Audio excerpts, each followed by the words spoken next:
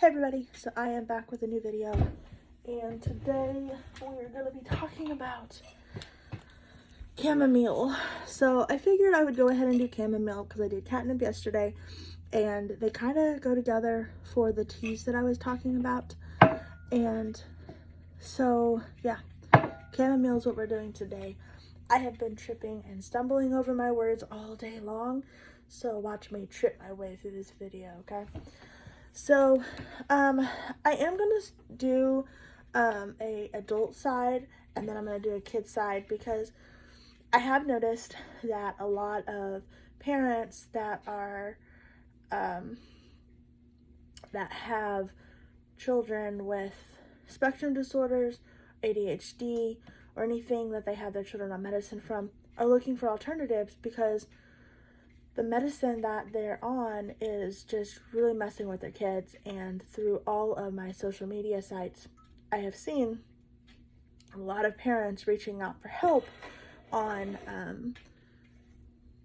these topics. So I'm going to talk about what chamomile does, and then I will go into a kid's side of things. Now, I would say for children, no matter what my videos say, I definitely would want you to do research and make sure that it is safe for your child specifically.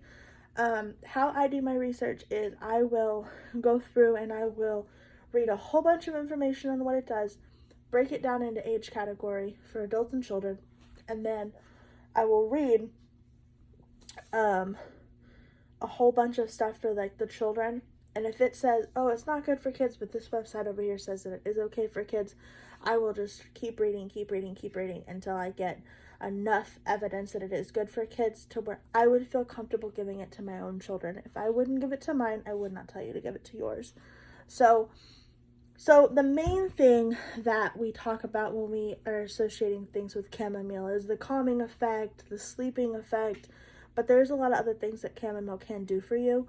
So one of the number one things that I love it for is calming and menstrual pain. It's wonderful for that. So all the women on my page, if you have any problems with like period pain, cramping, clotting, everything like that, chamomile tea is really good for it, and it will clear that problem up like overnight. It's really great. The next thing is diabetics and low blood sugar, or lowering blood sugar. So if you have high blood sugar, chamomile is really good for lowering your blood sugar. Now, if you are on a blood sugar pill, I have read that even if you take a blood sugar medication, that the chamomile tea and things like that shouldn't affect it, but it should definitely help it. And, you know, a lot of people say that they've gotten off of it completely.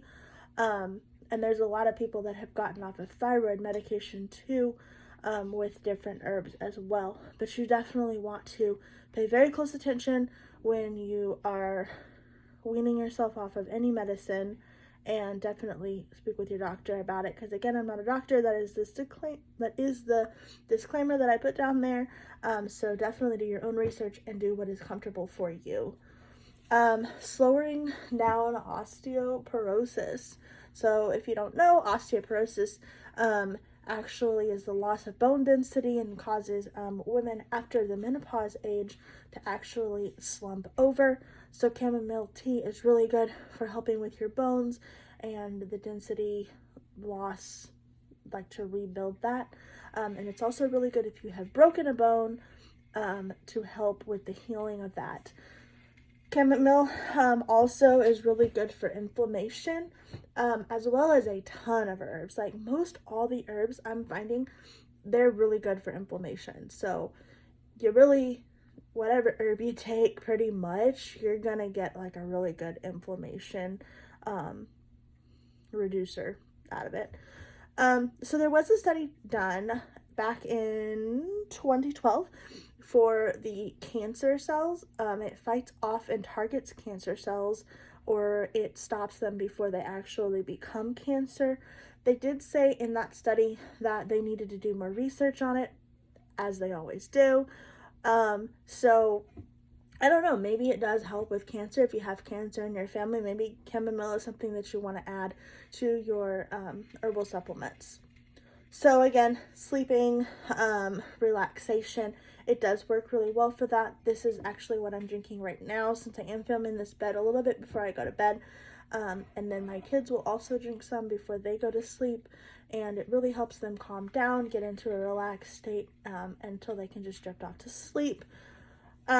So chamomile can also help when you have a cold. It helps with the inflammation in your chest and your lungs and all of that, so it can relieve that cold feeling. Also, mild skin conditions, you can find it in a lot of creams and salves to help with bug bites and eczema and dry skin through the winter. I know that's a problem for like a lot of people. So mainly those top things is it aids in relaxation, it helps you sleep, it soothes your stomach as well. It can possibly help ward off cancer. It boosts your immune system and helps with the density in your bones, as well as the menstrual pain. Now, definitely the only thing I could find for a side effect in adults for chamomile tea was if you have an allergic reaction to like a lot of flowers, a lot of spring type stuff, it could cause your allergies to be heightened to where you would have to, take something for allergies. But really, I couldn't find anything as far as an allergic reaction that would actually like harm you. But again, if you are taking medications, you might want to talk with your doctor if you start taking it or feeling something different, that it's, not counteracting something in your medicine. But I couldn't find anywhere in my books or online where chamomile tea messes with medications. But obviously you want to make sure that nothing does when you're on medications. So now we're going to start talking about the kid section of this. So children, they can drink chamomile tea. It does say that it is not recommended for babies that are under 6 months of age, although a long time ago, they actually did give it to them as a supplement in between bottles and breastfeeding. That is the history on it. But they are saying now, of course, you don't want to give it to anybody under 6 months of age. If you're introducing juice and water and things like that, they're saying that chamomile tea is another thing that you can introduce to your child before bed. Just a really warm liquid would help your baby calm down and go to sleep. So no more than 5 ounces of chamomile tea is recommended for babies that are 6 months of age to a year. After a year, they can have a little bit more, but really keeping it at 5 ounces should be a good amount for a toddler or anything like that. Now, my kids, they're a little bit older, so they will drink like a coffee cup full. But other than that, you should be good on the amount, around 5 ounces. So it was also really good for soothing colic and really bad fussiness, which is why another reason why it was given to children that were the more of the infant stage. And they also said somewhere here in my notes, I got my iPad over here, 57% of infants were less fussy before bed after drinking a 5 ounce bottle of chamomile tea. So that is a pretty over 50% of children that did really good with chamomile tea. So it really works with the digestion and relaxation and helps them have good regular toilet habits. So if you have any children that are really constipated or really nervous, and get really gassy and things like that, chamomile tea is really good for it. And the same, it aids in sleep. It helps them calm down, helps them relax. Chamomile tea also prevents infections, and then it could relieve some common cold symptoms. But really, that is all for the kids side of it. Now, for side effects in kids, one website I found actually did say that chamomile tea can cause itchiness around the mouth, a skin rash or swelling of the face, nausea, diarrhea, and could cause them to be lethargic. It doesn't do that to any one of my children, and I have 3 all ages, so I haven't had any issues, and my youngest son is allergic to everything, so I don't have any issues with him. So I definitely wouldn't let that scare you. I don't think that that is a very high percentage of children, but you definitely just want to keep an eye out for it just to make sure. So it looks just like a skin rash mainly, and lethargic. I don't know why it would make them lethargic, but that's what it says. So that's what I wanted to put out there and let you guys know. So at the end of this video, I'm going to be doing a little video on how I make my tea in the coffee pot, because I had somebody message me on Facebook and ask me how I make tea in the coffee pot, because it's a coffee pot. So I'm going to go ahead and put one in the end of this video so I can show everybody how I make tea in the coffee pot. It's super simple. It's way easier than doing it online. I mean, on the stove. Like I said, stumbling everywhere. And, so yeah. I think that's pretty much it for chamomile. Not sure what I'm doing tomorrow, but I got 50 herbs to do.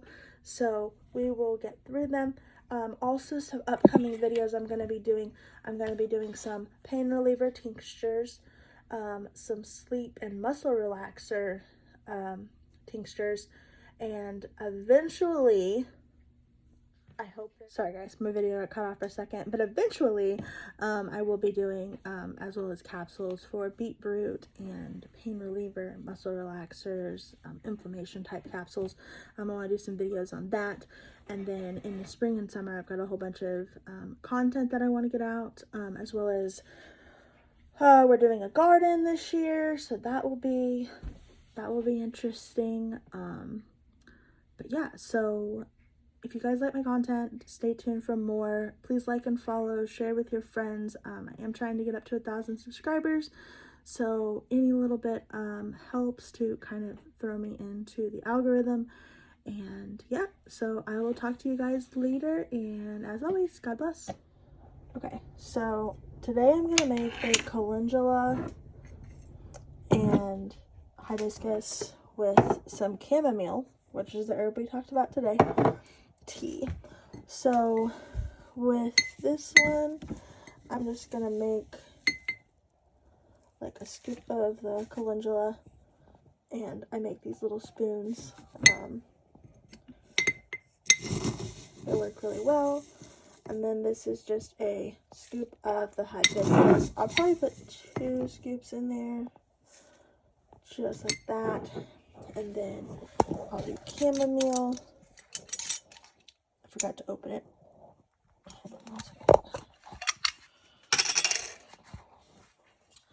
And I'll just do maybe like a scoop full, just like that. And then just turn it on, and that little amount will make a full cup for me and my kids to have tea before we go to bed. And so yeah, that's how I make my teas. I was talking about it, making it in the coffee pot and not steeping it on the stove because it's a little bit easier, and that's how I do it.